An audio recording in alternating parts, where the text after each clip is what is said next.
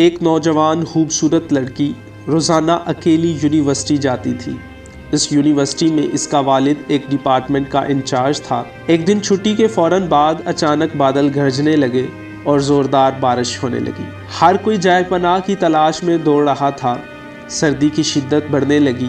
یہ لڑکی بھی یونیورسٹی سے نکلی اور جائے پناہ کی تلاش میں دوڑنے لگی۔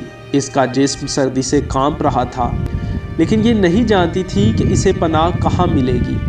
جب بارش تیز ہوئی تو اس نے ایک دروازہ کھٹکھٹایا۔ گھر میں موجود لڑکا باہر نکلا اور اسے اندر لے آیا اور بارش تھمنے تک اپنے گھر میں رہنے کی اجازت دے دی۔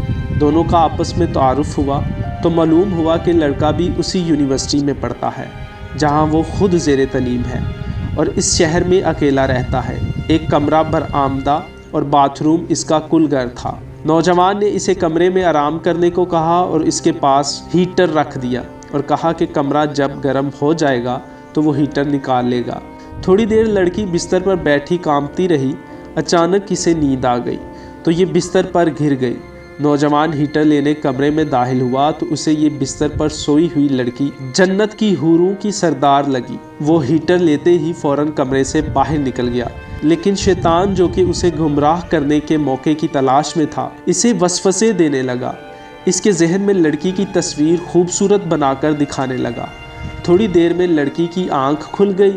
جب اس نے اپنے آپ کو بستر پر لیٹا ہوا پایا تو ہڑبڑا کر اٹھ گئی اور وہ گھبراہٹ کے عالم میں بے تحاشا باہر کی طرف دوڑنے لگی۔ اس نے برآمدے میں اسی نوجوان کو بے ہوش پایا۔ وہ انتہائی گھبراہٹ کی عالم میں گھر کی طرف دوڑنے لگی اور پیچھے مڑ کر بھی نہ دیکھا، یہاں تک کہ اپنے گھر پہنچ کر باپ کی گود میں سر رکھ دیا جو کہ پوری رات اسے شہر کے ہر کونے میں تلاش کرتا رہا تھا۔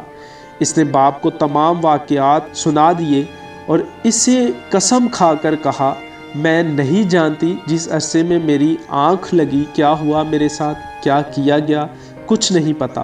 اس کا باپ انتہائی غصے کے عالم میں اٹھا اور یونیورسٹی پہنچ گیا۔ اس دن غیر حاضر ہونے والے طلباء کے بارے میں پوچھا۔ پتہ لگا کہ وہ لڑکا شہر سے باہر گیا ہے اور ایک بیمار ہے، ہسپتال میں داخل ہے۔ باپ ہسپتال پہنچ گیا تاکہ اس نوجوان کو تلاش کرے اور اس سے اپنی بیٹی کا انتقام لے۔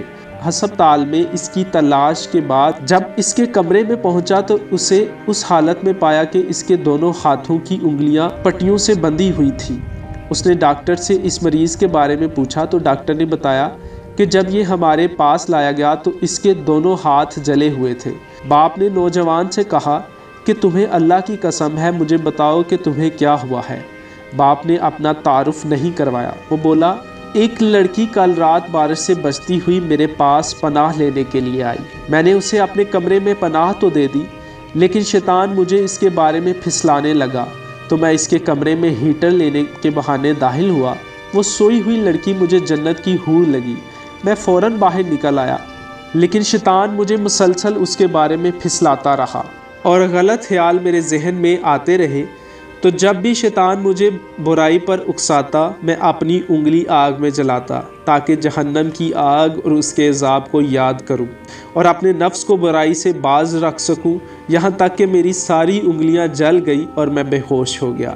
مجھے نہیں پتا کہ میں ہسپتال کیسے پہنچا۔ یہ باتیں سن کر باپ بہت حیران ہوا۔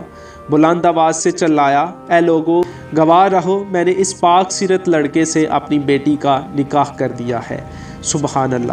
یہ ہے اللہ سے ڈرنے والوں کا ذکر۔ اگر اللہ کا خوف نہ ہوتا تو اس لڑکی کی عزت محفوظ نہ رہ سکتی۔ جو بھی لڑکا یا لڑکی ناجائز تعلقات قائم کرتے ہیں یا غیر شرعی دوستیاں یا محبتیں کرتے ہیں تو وہ اپنے اس برے فعل کو چھپانے کی حتی الامکان کوشش کرتے ہیں۔ وہ چاہتے ہیں کہ والدین ان کے ان کاموں سے بے خبر رہیں، حالانکہ وہ یہ جانتے ہیں کہ اللہ ان کے ہر فعل سے باخبر ہے، پھر بھی ان کے دل میں اللہ کا خوف پیدا نہیں ہوتا۔ ایسا کیوں ہے؟ کیونکہ والدین نے بچپن سے ان کے دل و دماغ میں اللہ کے خوف کی بجائے اپنا ذاتی خوف و رعب، دبدبہ، سزا کا ڈر ہی بٹھایا ہے۔ اس لیے آج وہ اللہ سے بے پرواہ ہو کر والدین سے چھپ کر گناہوں کا ارتکاب کرتے ہیں۔ اور ایسے بھی والدین ہیں جنہوں نے اپنی اولاد کی تربیت خوف خدا پر کی تو ان کی اولاد نے برائیوں سے اپنے آپ کو باز رکھا۔